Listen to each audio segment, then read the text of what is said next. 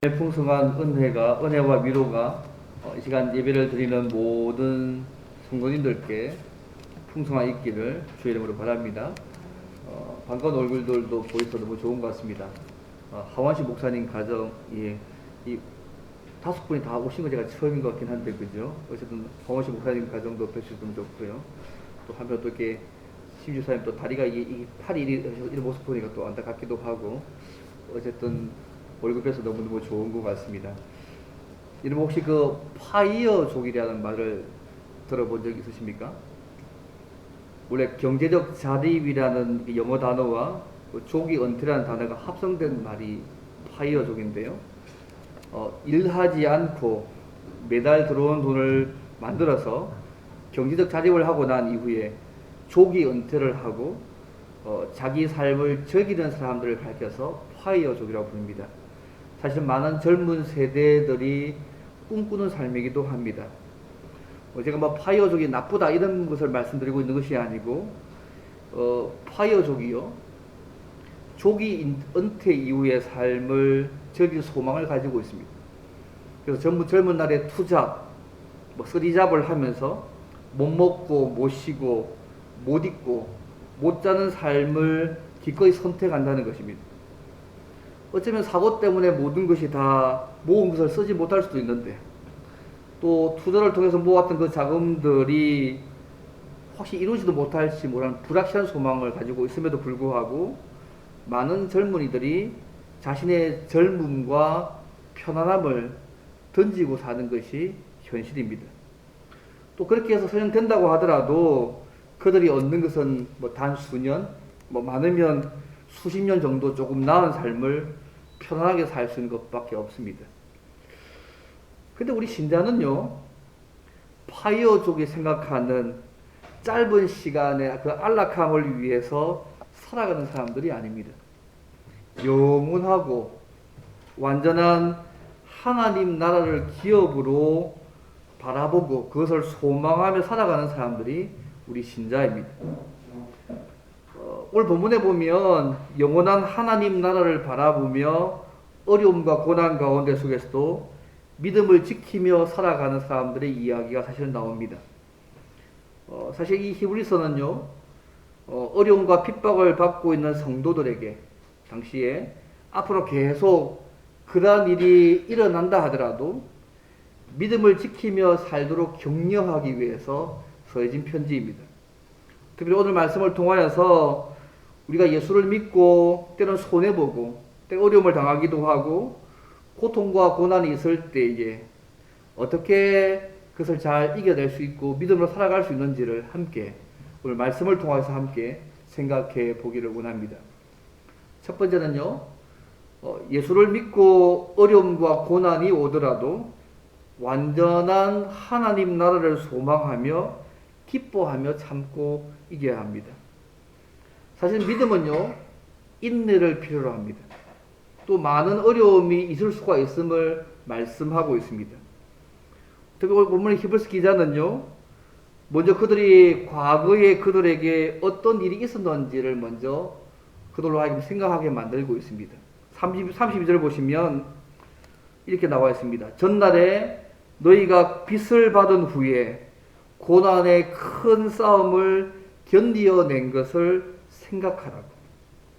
그래서 본문의 전날이란 말은요, 그들이 먼저 맨 처음에 예수 복음을 듣고 구원을 체험한 그 날을 이야기합니다. 내가 처음 예수 믿고 복음을 받았을 때에 내가 빚을 받은 후에, 그래서 빚을 받는다는 말은요, 소위 비추임을 받는다는 말이잖아요. 쉽게 말씀드리면 성령의 감화로 하나님 말씀을 깨닫는 것을 의미합니다.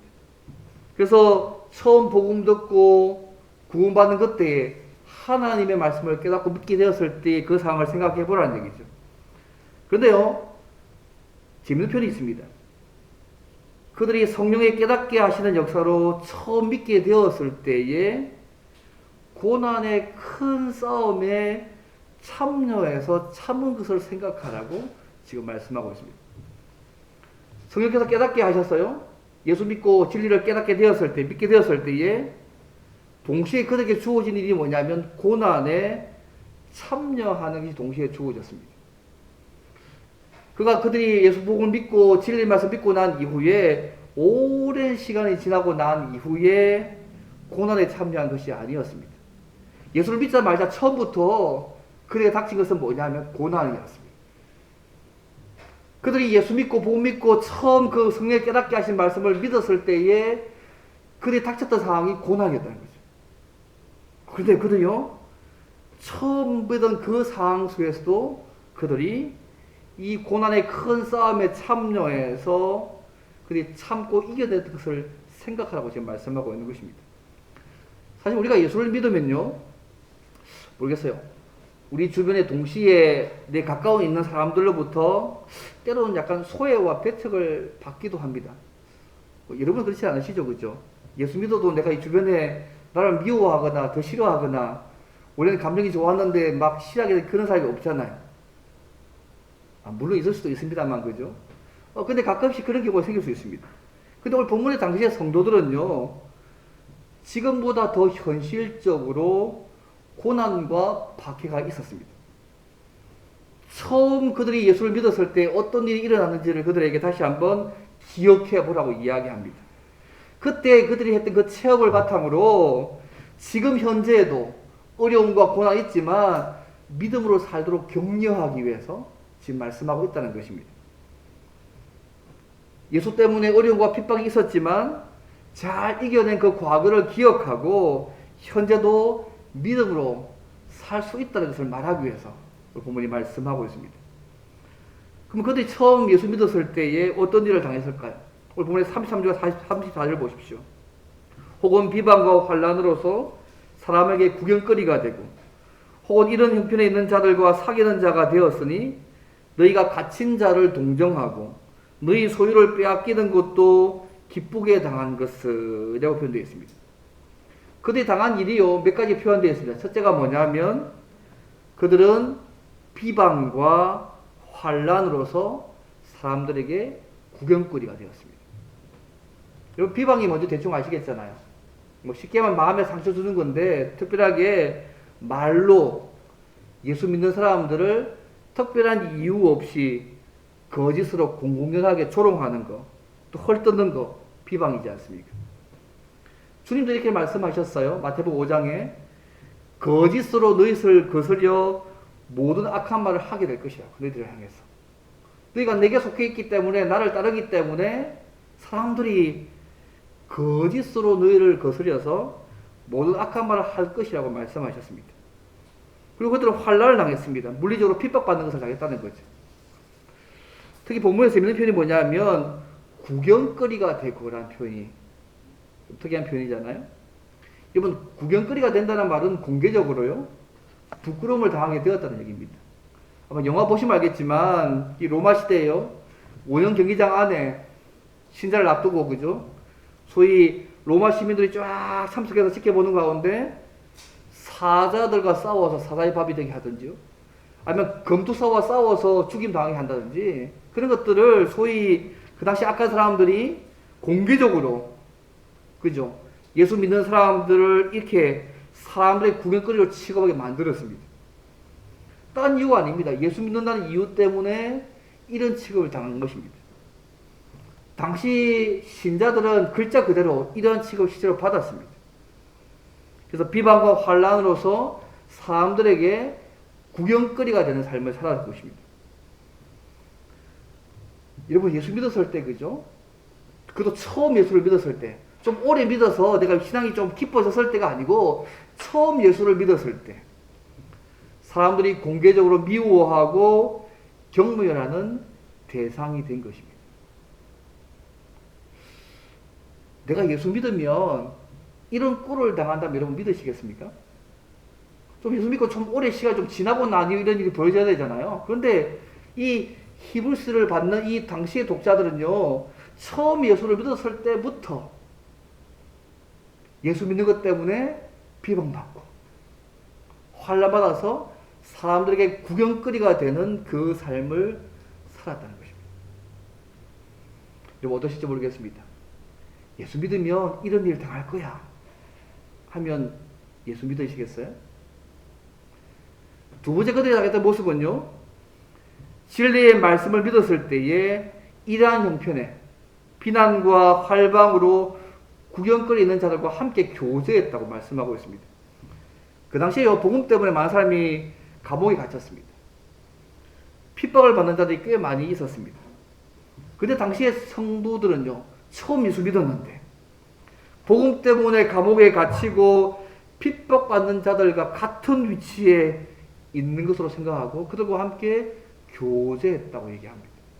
더 나아가서 이들은요, 감옥에 있는 자들을 동정했다고 34절에 표현하고 있습니다. 당시 기록하는 그 문서를 보면요, 감옥에 갇혔을 때에 외부에서 음식을 주거나 도움을 주지 않아서 굶어 죽는 사례들이 꽤 많이 기록되어 있습니다. 그래서 누가 감옥에 갇혔을 때에 음식을 주거나 도와주지 않으면 오늘날 감옥도 만만치 않은데, 그죠? 그 당시 감옥이 만만했겠습니까? 더 심했지 않겠습니까? 그래서 복음 때문에 핍박받아서 감옥에 갇힐 때에 아무도 안 도와주면 현실로 더 죽을 수밖에 없는 상황인데, 처음 복음 믿고 나서 구경거려야 될 뿐만 아니라 오히려 그것 때문에 핍박받고 갇힌 자들을 향해서 그들과 마음과 똑같은 위치에 두고요, 그들을 도와주는 것이죠. 굉장히 큰 일이 아니겠습니까? 마치 자신들이 감옥에 갇힌 것처럼 생각하고 슬퍼하고 이들을 도왔다는 것입니다. 어쩌면 이 돕는 일 때문에 그들조차도 똑같은 어려움을 겪을 수도 있음에도 불구하고 그렇게 행동했습니다. 근데 그들이 이 일을 언제 했느냐면요, 예수 믿고 한 10년 지나고 나서가 아닙니다, 여러분. 처음 예수님을 믿었을 때 이러한 일을 행했다고 지금 이야기하고 있습니다. 너무 신기하지 않습니까? 처음 예수 믿었을 때에 비방과 환난 때문에 사람들이 구경거리가 되고, 그것 때문에 갇히고 감옥에 갇힌 사람들을 돌아보고 목숨 걸고 도와주는 모습의 사람들을 처음 예수 믿었을 때 그들이 그렇게 산 것입니다. 세 번째 그들의 모습은 어떤 것입니까? 예수 믿는다는 이유로 소유를 빼앗겨도 기쁘게 여겼습니다. 34절 말씀입니다. 소유가 뭐겠습니까? 각 개인이 소유하고 있는 재산 아닙니까? 예를 들면 집이나 땅이나 돈이나 곡식이나 그런 모든 걸 전부 다 예수 믿는다는 이유 때문에 다 빼앗긴 거 아니겠습니까? 실제 오늘날 무슬림 국가에 가면요, 예수 믿는다는 이유로 직장 얻기 힘듭니다. 재산 빼앗기기도 하고요, 핍박받기도 하고, 비웃음거리가 되기도 하고, 심지어 죽는 일까지 겪고 있습니다. 단지 예수 믿는다는 그 이유 하나만으로 이런 일을 지금도 당하고 있습니다. 근데 당시의 신자들이요, 성령의 은혜로, 깨닫게 하시는 은혜로 처음 예수를 믿게 되었을 때에 이러한 일을 당해도 기쁘게 여겼다고 말씀하고 있습니다. 비방과 환난 때문에 사람들의 구경거리가 되기도 하고, 복음 때문에 갇힌 자들을 자기와 동일한 위치에 두고 교제하죠. 목숨 걸고 도와줍니다. 심지어 예수 믿는다는 이유 때문에 재산을 빼앗겼지만 이 모든 것을 그들은 기쁘게 받아들였습니다. 왜 그랬을까요, 여러분? 여러분, 이들의 삶이 이해가 되십니까? 예수 믿어서 당한 이런 일들 자체를 기쁘게 여기고 있는 그들의 반응이 이해가 되십니까? 34절에 보면 그 이유가 나와 있습니다. 더 낫고 영구한 소유가 있는 줄을 알았기 때문이라고 말씀합니다. 더 낫고 영구한 소유가 뭘까요, 여러분? 하나님 나라에서, 영원한 완전한 하나님 나라에서 이루게 될 그 소망을 그들이 바라보았기 때문에 이 어려운 상황 속에서도 그들은요, 기뻐할 수 있었습니다. 이 완전한 영원한 천국을 바라보는 이 소망을 바라보는 것이 믿음 아니겠습니까? 이 믿음을 가지고 있을 때에 세상에 연연하거나 매이지 않고 하나님께서 주실 그 산 것 바라보고 믿음을 지키며 살아갈 수 있는 것입니다. 이번 당시 신자들에게 핍박은요, 여러 가지 모습으로 나타났습니다.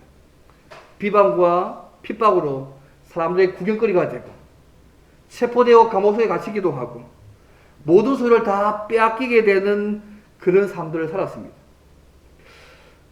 지금 우리나라 이런 일을 부분적으로 그죠? 이만큼 아니지만 이제 좀 벌어지고 있는 게 많이 있긴 하지만 처음 우리나라에 복음이 들어왔을 때에 이런 형태의 핍박이 많이 있었습니다. 지금 세계 여러 나라에서 이러한 물리적 핍박이 가해지는 곳이 세계 곳곳에 많이 있습니다. 북한이 1위입니다.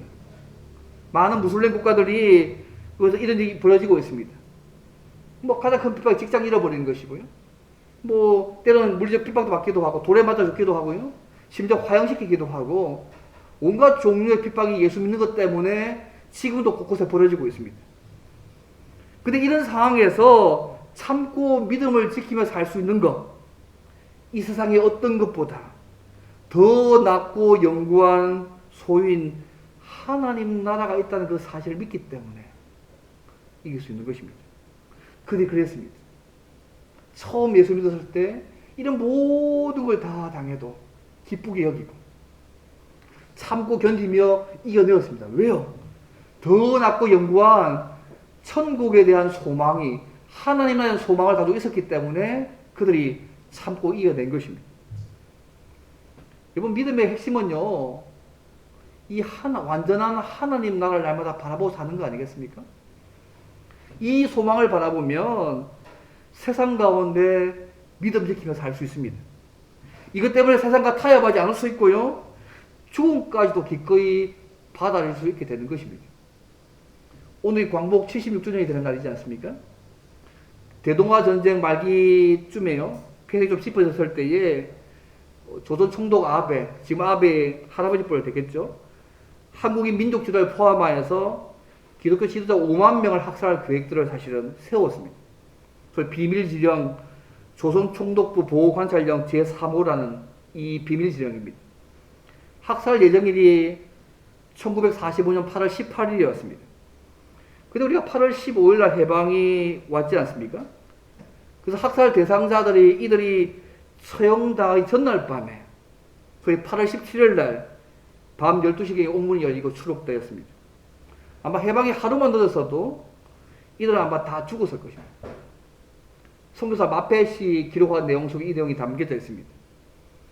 그래서 실제로 우리나라에서 광복은요, 정치적 자유뿐만 아니라 신앙의 자유를 준 날입니다. 그 당시 일제는 교회를 탄압했고요, 뭐 설교를 감시하기도 하고 예배를 감독하고 집회 시간을 통제했습니다. 심지어 찬송도 제한해가지고 여러분이 아는 뭐 천부의 의지여도 손들고 못 불러 금지곡이었습니다. 뭐 마귀들과 싸울 때 다 금지곡이었습니다. 그래서 어떤 곡들은 못 부르게 막 금지했었습니다. 신사를 신으로 인정해서 받아들여서 참배하는 우상숭배도 감하고 탄압했습니다. 그때 신사 참배로 아마 2,000명 정도가 투옥됐고요, 35명이 순교하고 해방 후에 마지막 26명이 추록했습니다. 어쨌든 신사 참배 반대에 나와서 출간 성도를 세운 교단이 저희 교단입니다. 근데 이제 일제 강점기에서 믿었던 것은 뭐냐면 영원한 하나님의 나라였습니다. 일제는 언젠가 망할 나라임을 그들은 믿었고요, 하나님께서 이 부분들을 하실 것을 그들은 믿었습니다. 그래서 이 믿음을 가진 자들은 목숨 걸고 신앙생활과 감옥까지 투옥되었습니다. 그러나 이 믿음을 가지지 못된 사람들은 일제와 타협하고 아부하고 심지어 뭐 신사참배까지, 우상숭배까지 했습니다. 사실 하나님이 우리에게 해방을 주신 것은요, 어떤 면에서 우리 신자의 입장에 보게 되면 하나님을 온전히 바르게 섬기도록 하신 하나님의 조치 아닙니까? 그런데 이 이후에 한국 교회 역사를 돌아볼 때에 하나님이 기뻐하실 거룩한 교회를 세우는 책임을 다하고 있는가를 돌아볼 때 그렇지 않은 것 같습니다.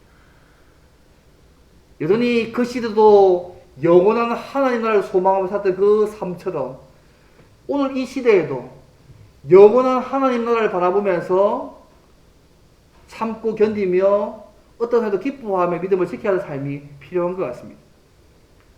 사랑하는 성도 여러분, 우리가 예수를 구주로 믿고 하나님의 자녀가 되고 하나님과 교제하는 은혜를 누리게 된 것은 전적인 하나님의 은혜입니다. 우리가 예수를 믿고 나서 우리가 당하는 어려움과 손해와 고난이 여러분 있으십니까? 혹시 어려움과 손해와 고난이 있으면 내가 예수 믿는 것을 다시 한번 생각해 봐야 되겠다고, 예수 믿는 것을 포기해야 됐다고 생각하고 있지는 않습니까? 우리가 예수님을 믿어도 우리의 삶에 어려움과 손해와 고난이 일어날 수 있음을 여러분 기억하시면 좋겠습니다. 오히려 오늘 본문의 말씀처럼 기쁘게 받아들이시고 참고 견디며 사시면 좋겠습니다. 그리고 더 낫고 영구한 소유인 완전한 영원한 하나님의 나라가 우리에게 있음을 기억하고 어떤 어려움 속에서도 기뻐하며 참고 잘 이겨내는 저와 여러분이 되면 좋겠습니다. 그다음 두 번째로요. 그다음에 어려움과 고난 속에서 완전한 하나님 나라를 소망하며 참고 이겨낼 때 조심해야 될 게 뭘까요? 이게 두 번째입니다. 믿음의 담대함을 버리지 말고 하나님의 약속을 믿고 살아야 된다는 것이 두 번째입니다. 믿음의 담대함을 버리지 말고 약속을 믿고 살아가야 합니다. 왜 그 히브리서 기자가요? 당시 성도들이 처음 믿음을 가졌을 당시에 믿음 생활을 돌아보라고 할 이유가 뭘까요? 현재 그들이 처해있는 어렵고 힘든 상황들 속에서도 믿음 버리지 말고 하나님의 약속의 말씀을 믿고 살아야 한다는 것입니다. 그래서 처음 믿을 때부터 행한 그 일을 다시 한번 기억하라고 하고 있는 것입니다. 이 문제가 35절 이렇게 결론을 내지 않습니까? 35절 말씀 보십시오. 그러므로 너희 담대함을 버리지 말라. 이것이 큰 상을 얻게 하느니라. 이 담대함은요, 확신이란 말로 번역할 수 있습니다. 더 낫고 영구한 소유가 있기 때문에 지금까지 많은 핍박을 받았고 감옥에 갇힌 자들을 동정하고 모든 소유까지도 빼앗겨도 기쁘게 여겼던 그 확신, 그 구원의 은혜를 버리지 말라는 것입니다. 복음 때문에 핍박받고 감옥에 갇힌 자를 돕고 모든 재산을 빼앗겨도 기쁘게 열 수 있었던 것은 더 낫고 영구한 소유가 있다는 확신 때문에 그렇게 살았다는 것입니다. 34절 말씀하잖아요. 너희가 갇힌 자를 동정하고 너희 소유를 빼앗기는 것도 기쁘게 당한 것은 더 낫고 영구한 소유가 있는 줄 알미라. 이 말 하고 나서 34절 이 말씀입니다. 이것은 큰 상을 얻는다고. 원래 이것이 원래 그 헬라의 원에 보면요, 확신을 버리지 않는 자마다는 뜻입니다. 그냥 지시대명사가 아니고 그냥 그 부정관계 대명사거든요. 헬라 원어로 되면 죄송한데요. 쉽게 하면 확신을 버리지 않는 자마다 큰 상을 얻는다는 말씀입니다. 어떤 확신이죠? 이 세상의 어떤 것보다 더 낫고 완전하여서 영원한 기업이 있다는 확신을 버리지 않는 자마다 큰 상을 얻는다고. 의에는 영원하고 완전한 그 천국이 있음을 확신한 자마다 하나님께로 받는 큰 상을 얻는다고 말씀하고 있습니다. 원래 총가요? 현재 교회 다니고 있는 청년들 1070명, 17명 대상으로 설문조사했습니다. 주로 20대, 30대. 남자 40%, 여자 60%. 청년이 교회를 떠나는 이유를 설문조사했습니다. 크게 5가지였습니다. 첫 번째가 뭐냐면 목회자에 대한 실망. 두 번째가 청년부 공동체적 요인. 너무 진입이 장벽이 크다는 거죠. 세 번째 개인신앙에 대한 회의감. 네 번째 기성교회 직분자들과의 관계. 비정상적인 모습 볼 때 화가 나가지고. 다섯 번째는 헌신 강조였답니다. 전체적으로 보면요, 신앙적인 문제보다는 예수 믿는 사람들로 인해서 상처받고 떠나는 것 같아서 마음이 굉장히 아팠습니다. 통계를 보면서. 결국 그들이 가난한 성도가 되는 거 아닙니까? 그나마 다행이죠.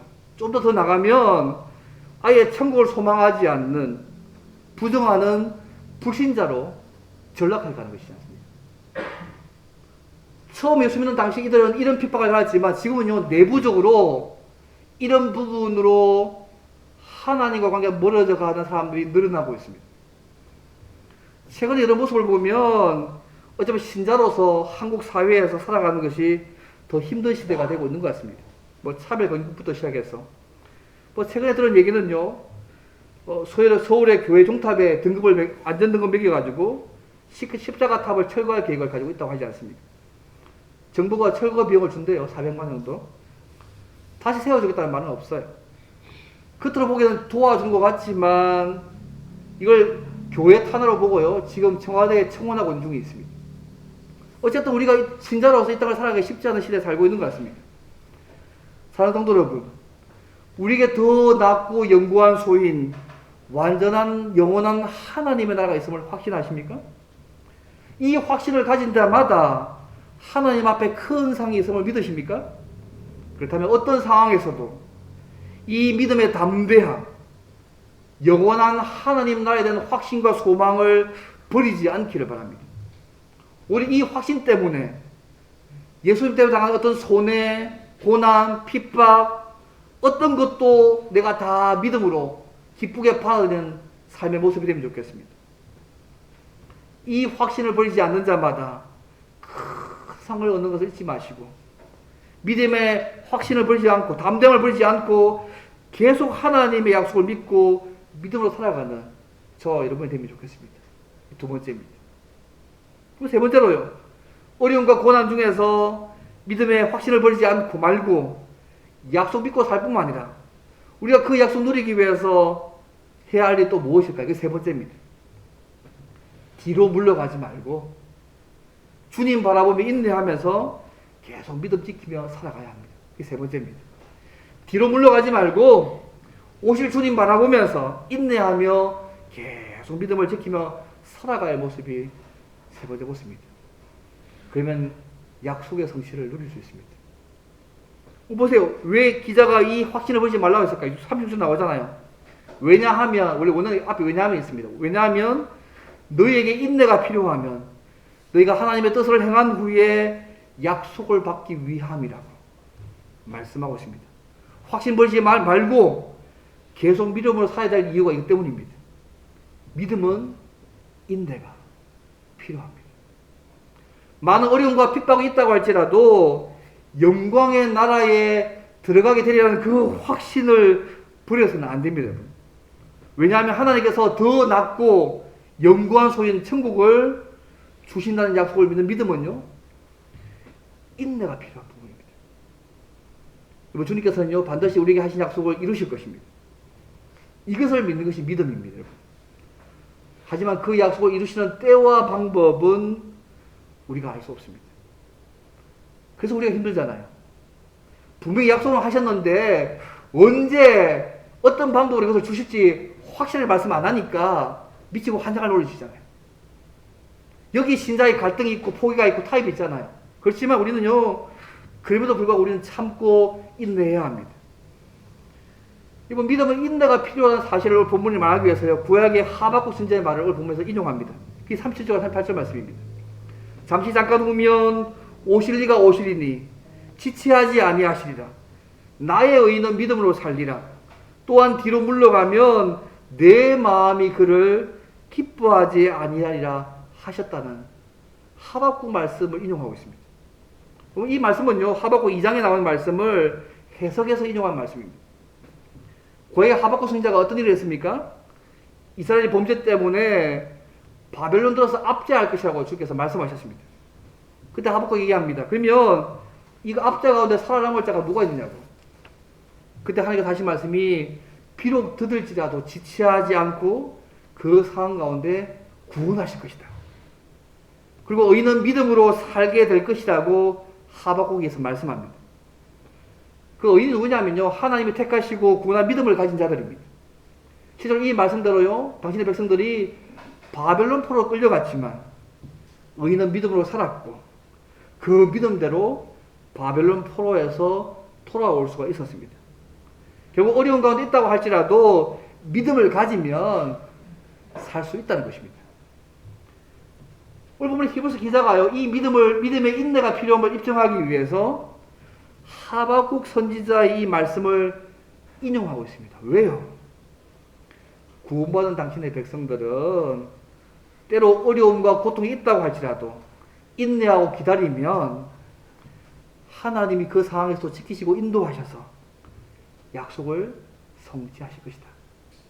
하박국 선지자에게 그 말씀을 하셨던 것처럼 지금 너희들도 어렵고 힘들어서 힘들지만 끝까지 그들이 하나님 바라보고 믿음으로 살면 하나님께서 그 약속대로 내 삶 가운데 이루어 가실 것이다.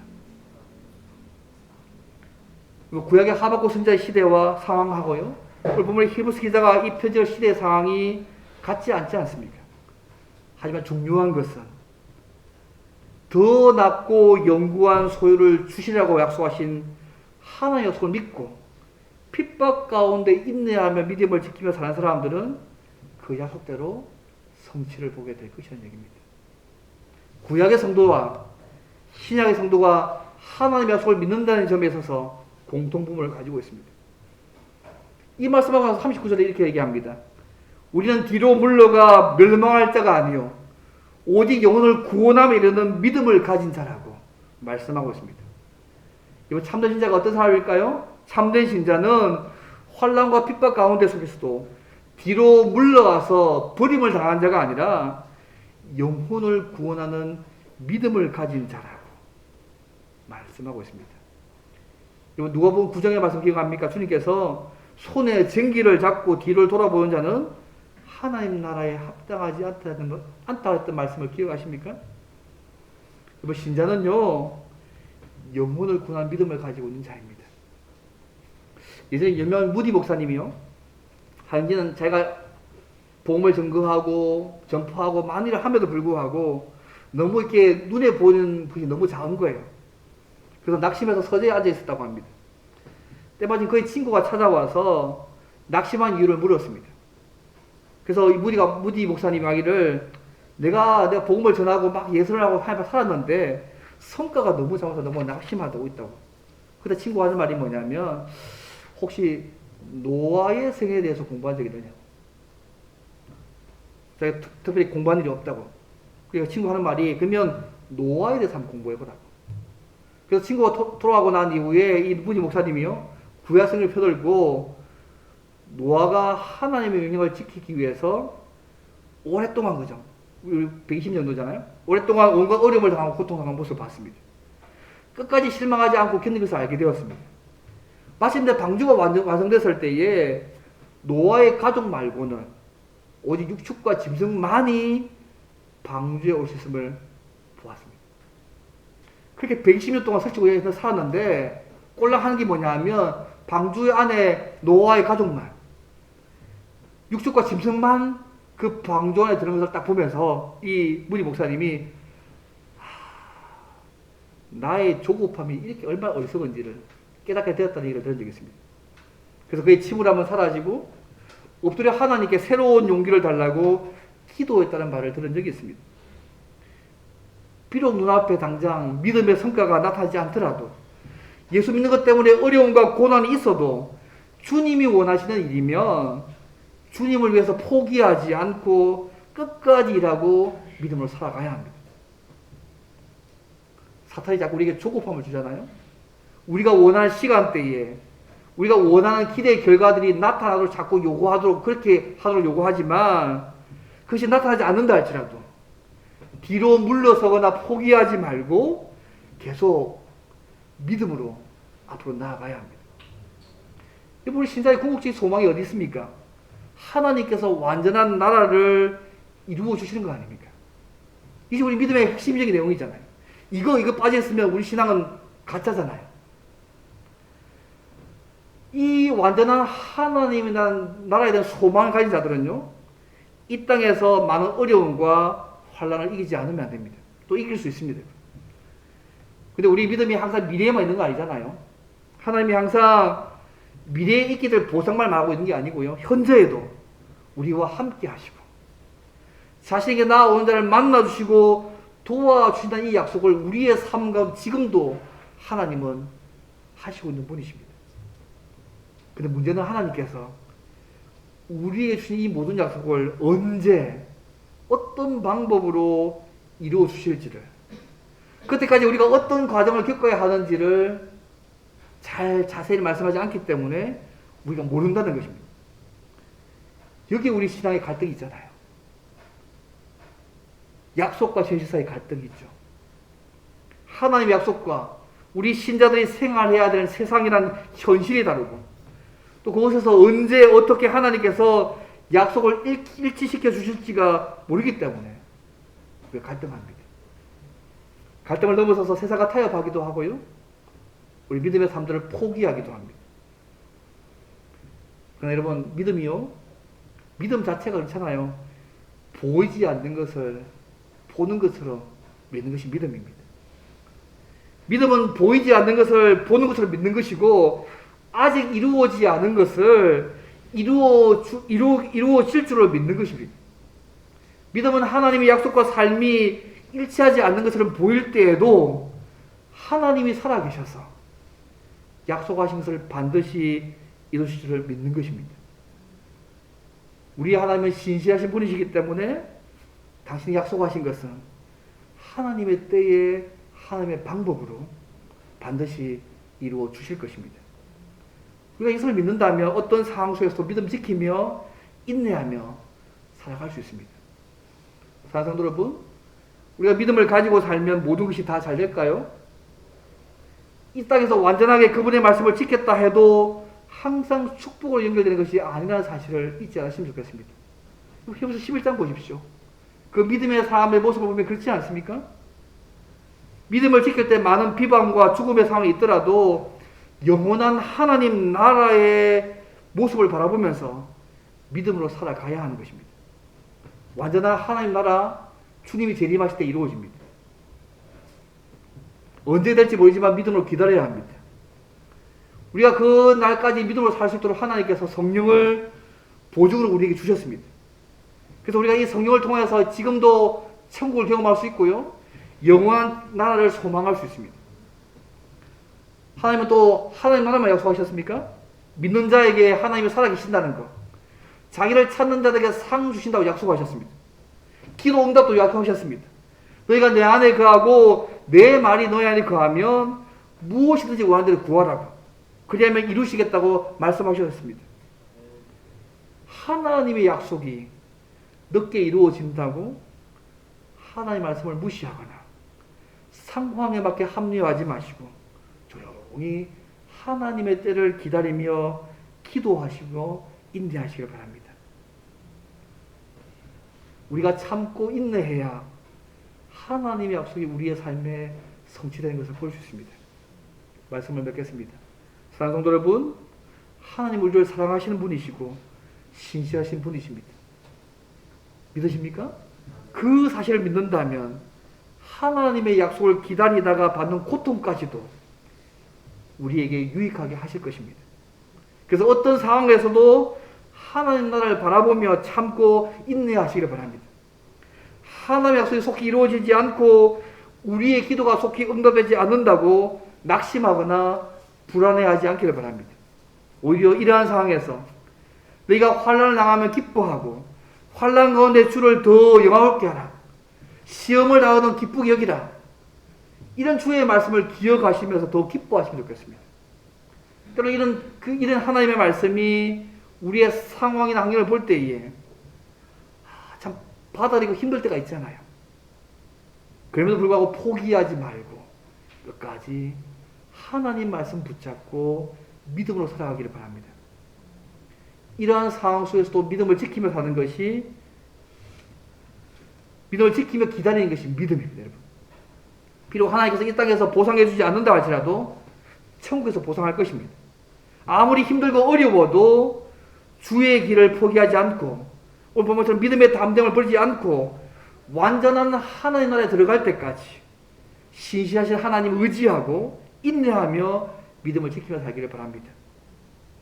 하나님은 신실하신 분이시기 때문에 하나님께서 약속하신 건 반드시 이루실 것입니다.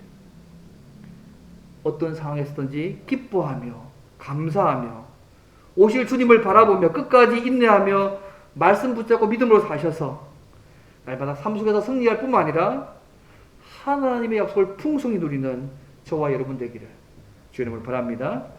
오늘 말씀을 생각해 함께 기도하면 좋겠습니다. 하나님, 어떤 상황